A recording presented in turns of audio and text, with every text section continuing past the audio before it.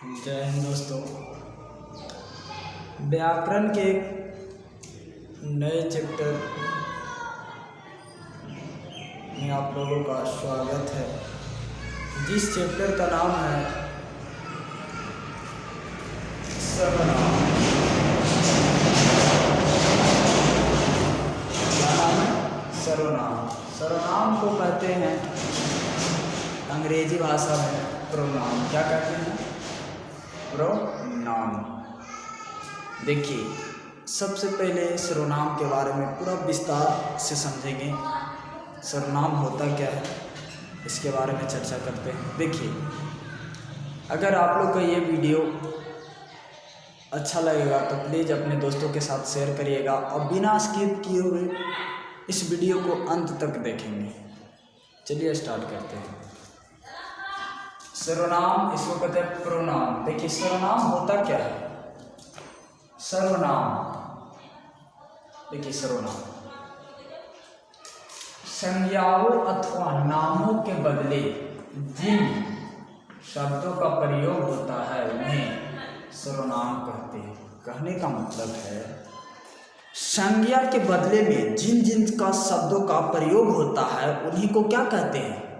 सर्वनाम कहते हैं। जैसे में देखिए, मैं, तुम, आप, यह, वह, जो, सो, कोई, कुछ, कौन, क्या। मैं हो गया, तुम हो गया, आप हो गया, यह, वह, जो, सो, ये सब क्या है? किसका उदाहरण है? सर्वनाम के। प्रश्न आता है कि मैं क्या है? मैं क्या है? तो मैं संज्ञा है, सर्वनाम है, विशेषण है, क्रिया विशेषण है। तो मैं क्या है? मैं एक प्रकार का सर्वनाम है। क्या है? सर्वनाम है। देखिए, सर्वनाम के भेद। सर्वनाम के भेद। देखिए, सर्वनाम के 6 भेद होते हैं। कितने भेद होते हैं? 6 भेद। 6 गो भेद होता है। कितने भेद? 6 भेद होता है। देखिए, पहला में है पुरुषवाचक सर्वनाम, दूसरा में है निश्चयवाचक सर्वनाम, तीसरा में अनिश्चयवाचक सर्वनाम, चौथा में संबंधवाचक सर्वनाम, पांचवा में निजवाचक सर्वनाम और छठा में प्रश्नवाचक सर्वनाम। अब देखिए, पूर्ण रूप कहने का मतलब एकदम विस्तार से एक एक भेद की परिभाषा जानेंगे, उदाहरण में जानेंगे। देखिए, पहला भेद क्या है? पुरुषवाचक सर्वनाम। तो इसके बारे में जानते हैं। देखिए, पुरुषवाचक सर्वनाम सबसे पहले जानेंगे। पुरुषवाचक सर्वनाम किसको कहते हैं? देखिए, स्त्री और पुरुष के मेल को पुरुषवाचक सर्वनाम कहते हैं। जैसे में मैं जाता हूँ, मैं जाती हूँ। देखिए, पुरुषवाचक सर्वनाम किसको कहेंगे? तो स्त्री और पुरुष जाति के जब मेल होता है उन्हीं को क्या कहते हैं? पुरुषवाचक सर्वनाम कहते हैं। जैसे में देखिए, मैं जाता हूँ, तो मैं जाता हूँ किसके लिए कहा गया? पुरुष के लिए कहा गया।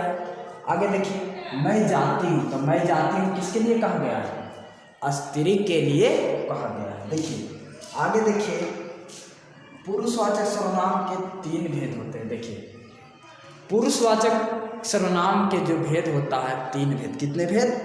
3 भेद होता है। 3 भेद देखिए कौन कौन होता है। पहला में होता है उत्तम पुरुष।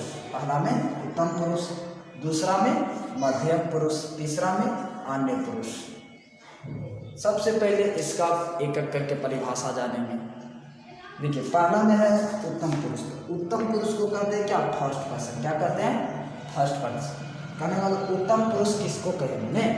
तो कहने या बोलने वाले को उत्तम पुरुष कहते हैं। जैसे में देखिए, मैं, हम लोग। देखिए, उत्तम पुरुष किसको कहेंगे? उत्तम पुरुष जो कहता है या जो बोलता है उन्हीं को क्या कहते हैं? उत्तम पुरुष कहते हैं। जैसे में देखिए, मैं हो गया, हम हो गया, हम लोग हो गया, ये सब क्या है? उत्तम पुरुष है। आगे दूसरा भेद है मध्यम पुरुष। तो मध्यम पुरुष को कहते हैं सेकेंड पर्सन। क्या कहते हैं? Second person. देखिए, मध्यम पुरुष किसको कहेंगे? तो देखिए, सुनने वाले को मध्यम पुरुष कहते हैं। जी, जो सुनता है, जो व्यक्ति सुनता है उनको क्या कहते हैं? मध्यम पुरुष कहते हैं। जैसे में देखिए तुम, तुम। अब देखिए तीसरा भेद है, तीसरा भेद के बारे में जानते हैं। देखिए तीसरा में है अन्य पुरुष। कौन सा पुरुष है? अन्य पुरुष। अन्य पुरुष को कहते हैं थर्ड पर्सन। क्या कहते हैं? थर्ड पर्सन कहते हैं। देखिए अन्य पुरुष किसको कहेंगे? तो जिसके विषय में कहा जाए उसे क्या कहते हैं? अन्य पुरुष कहते हैं। जिसके विषय में अगर कुछ कोई बात अगर कहा जाए उसे क्या कहते हैं? अन्य पुरुष कहते हैं। जैसे में देखिए यह हो गया, ये हो गया, वे हो गया, आप हो गया, वह हो गया, सब किसका उदाहरण है? अन्य पुरुष का उदाहरण करने का मतलब थर्ड पर्सन का। देखिए अन्य पुरुष दो प्रकार के होते हैं। अन्य पुरुष कितने प्रकार के होते हैं? तो दो प्रकार के होते हैं। अन्य पुरुष कितने प्रकार के? दो प्रकार के। एक होता है निश्चयवाचक अन्य पुरुष और दूसरा होता है अनिश्चयवाचक अन्य पुरुष। देखिए निश्चय में आ जाता है यह आ जाता है, वह आ जाता है, आप आ जाता है। अनिश्चय में आ जाता है कोई, किसी, कुछ आ जाता है। आगे जानते हैं सर्वनाम के दूसरा भेद। दूसरा भेद है निश्चयवाचक सर्वनाम। तो निश्चयवाचक सर्वनाम किसे कहते हैं इसके बारे में जानते हैं। देखिए इससे किसी व्यक्ति या भाव के निश्चय का बोध होता है उसे क्या कहते हैं? निश्चयवाचक सर्वनाम कहते हैं। जैसे में देखिए यह राम है, यह राम है, वह जा रहा है। तो जो यह है यह निश्चयवाचक सर्वनाम है, जो वह है वह निश्चयवाचक सर्वनाम। तीसरा भेद है क्या सर्वनाम का? अनिश्चयवाचक सर्वनाम। कौन सा भेद है?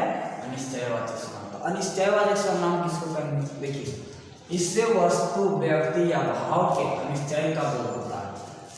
इससे व्यक्ति या वस्तु के अनिश्चय का बोध होता है उसे क्या कहते हैं? अनिश्चयवाचक सर्वनाम कहते हैं। जैसे देखिए कोई होगा, कुछ दो, तो कोई, कुछ, ये सब क्या है? अनिश्चयवाचक सर्वनाम है। सर्वनाम के चौथा भेद है संबंधवाचक सर्वनाम। कौन सा भेद? संबंधवाचक सर्वनाम। देखिए संबंधवाचक सर्वनाम किसे कहेंगे? तो इससे किसी संज्ञा से संबंध जोड़ा जाता है। इससे किसी संज्ञा से संबंध जोड़ा जाता है उसे क्या कहते हैं? संबंधवाचक सर्वनाम कहते हैं। जैसे वह कौन है जो दरवाजे पर खड़ा है, तो इसमें जोड़ा गया है। क्या जोड़ा गया है? जो दरवाजे पर खड़ा है। तो कहने का मतलब वह कौन है जो दरवाजे पर खड़ा है, इसमें एक तरह से संबंध दर्शाया गया है। आगे है सर्वनाम के पांचवा भेद है निजवाचक सर्वनाम। तो निजवाचक सर्वनाम किसे कहते हैं? इससे स्वयं या निज का बोध होता है उसे निजवाचक कहने का मतलब, निज कहने का मतलब अपने आप, स्वयं, उसी को क्या कहते हैं? निजवाचक सर्वनाम कहते हैं। जैसे में देखिए मैं आप ही चला जाऊंगा, जो आप ही है, आप ही जो है, यही क्या है? निजवाचक सर्वनाम। आप ही कहने मतलब खुद, स्वयं ही चला जाऊंगा, ये निजवाचक सर्वनाम है। आगे देखिए प्रश्नवाचक, छठा भेद है प्रश्नवाचक सर्वनाम। तो इससे प्रश्न का बोध होता है उसे प्रश्नवाचक सर्वनाम कहते हैं। जैसे में कौन जा रहा है, देखिए प्रश्नवाचक चिन्ह लगा हुआ है, तो समझिए प्रश्नवाचक चिन्ह है। क्या हुआ, तो कौन, क्या, ये सब प्रश्नवाचक सर्वनाम। ये जो लेसन समाप्त हुआ आपका सर्वनाम। अब अगला जो लेसन होगा उसके लिए आप लोग इंतज़ार करिएगा। अगर ये वीडियो अच्छा लगा है तो प्लीज़ दोस्तों के साथ शेयर करिएगा और इस चैनल को सब्सक्राइब करिएगा। Thanks for watching video.